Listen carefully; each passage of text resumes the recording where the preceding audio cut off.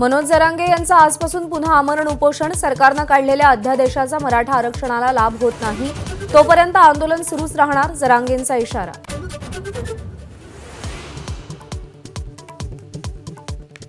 मनोज जरांगेंचा मोठा आरोप, साल्हेर किल्ल्यावरून माघारी येताना ताफ्यात वेगाने अनोळखी पिकअप घुसला, घातपात किंवा हल्ल्याचा प्रयत्न असल्याचा आरोप।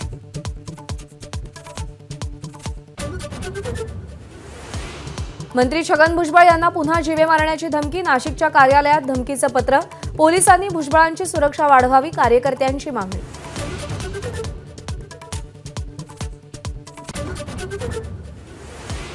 धमकीबाबत पोलिसांना माहिती दिली, आपण गृहमंत्री असताना धमकीचे प्रकार आटोक्यात आणले होते, छगन भुजबळ यांची प्रतिक्रिया।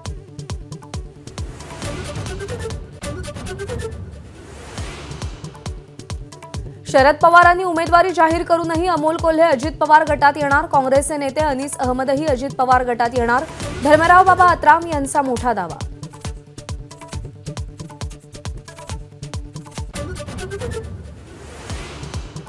काँग्रेसचे माजी नेते बाबा सिद्दीकी आज अजित पवार गटामध्ये प्रवेश करणार, संध्याकाळी 5 वाजता वांद्रे इथं पक्षप्रवेश। राज्यसभेच्या निवडणुकीत उमेदवारी मिळणार का, याकडे लक्ष।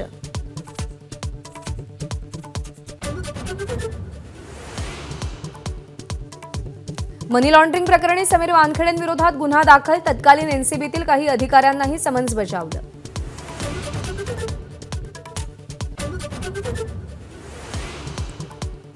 चाळीसगावात भाजपचे माजी नगरसेवक बाळू मोरेंवर अज्ञातांकडून गोळीबार, उपचारादरम्यान बाळू मोरेंचा मृत्यू, पोलिसांकडून अधिक तपास सुरू।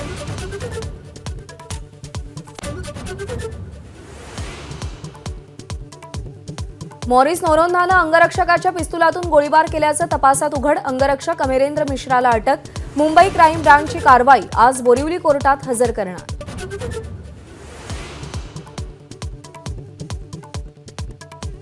पुण्यामध्ये ज्येष्ठ पत्रकार निखिल वागळेंच्या गाडीची तोडफोड, भारतरत्न लालकृष्ण अडवाणी आणि मोदींविरोधात ट्विट केल्यानं भाजप आक्रमक, 43 पदाधिकाऱ्यांविरोधात गुन्हा दाखल।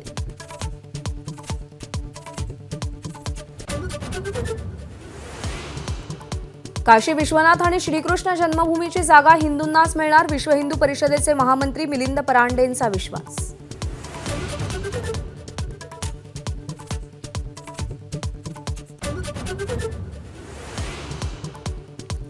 जूनपासून मुलींना मोफत उच्च शिक्षण मिळणार, उच्च शिक्षण मंत्री चंद्रकांत पाटील यांची घोषणा। पालकांचं उत्पन्न 8 लाखांच्या आत असेल तर सर्व जात धर्म पंथांच्या मुलींना मोफत शिक्षण मिळणार। अर्थसंकल्पीय अधिवेशनाचा आज शेवटचा दिवस, पंतप्रधान मोदींचं निरोपाचं भाषण होणार, तर राम मंदिर उद्घाटनावर धन्यवाद प्रस्तावही मांडणार।